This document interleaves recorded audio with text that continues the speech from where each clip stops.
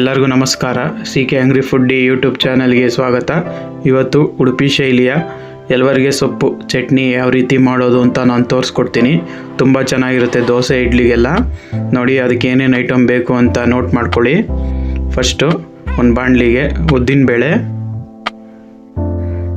ನಾನು 3 ಚಮಚ ಉದ್ದಿನಬೇಳೆ ತೊಗೊಂಡಿದ್ದೀನಿ. ಆಮೇಲೆ ಧನಿಯಾ, ಸ್ವಲ್ಪ ಸಾಸಿವೆ, ಆಮೇಲೆ ಕಡಲೆಬೇಳೆ ಸ್ವಲ್ಪ 1.5 ಚಮಚ ಕಡಲೆಬೇಳೆ, ಆಮೇಲೆ ಒಂದು ಚೂರು ಮೆಂತ್ಯ ಜಾಸ್ತಿ ಹಾಕ್ಕೋಬೇಡಿ, ಕೈ ಬಂದುಬಿಡುತ್ತೆ. ಆಮೇಲೆ ಕರಿಬೇವು, ಆಮೇಲೆ ಒಣಮೆಣಸಿನ್ಕಾಯಿ ಖಾರಕ್ಕೆ, ಒಂದು ಸ್ವಲ್ಪ ಇಂಗು,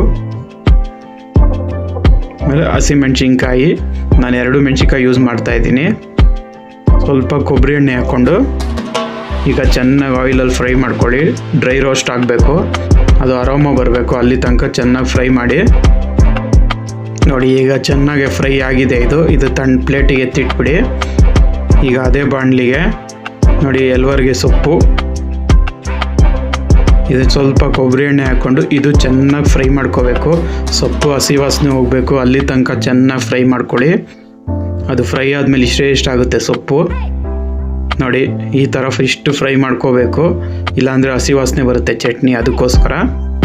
ಈಗ ಇದು ತಣ್ಣಗಾಗಲಿ, ಆಮೇಲೆ ಮಿಕ್ಸಿಗೆ ಹಾಕ್ಕೊಳ್ಳೋಣ. ಮಿಕ್ಸಿಗೆ ಹುರಿದಿರೋವಂಥ ಮಸಾಲೆ, ಸ್ವಲ್ಪ ಕಾಯಿ ತುರಿ, ಆಮೇಲೆ ಹುರಿದಿರೋವಂಥ ಎಲ್ವರ್ಗೆ ಸೊಪ್ಪು, ಸ್ವಲ್ಪ ಹುಣಸೆಹಣ್ಣು,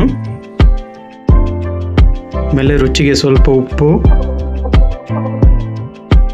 ಕ್ಲೋಸ್ ಮಾಡಿ ಒಂದು ತರ್ತರಿಯಾಗಿ ರುಬ್ಕೊಳ್ಳಿ. ನೋಡಿ ಈ ಥರ ರುಬ್ಕೋಬೇಕು. ನೋಡಿ ಈಗ ಎಲ್ವರ್ಗೆ ಸೊಪ್ಪು ಚಟ್ನಿ ರೆಡಿಯಾಗಿದೆ.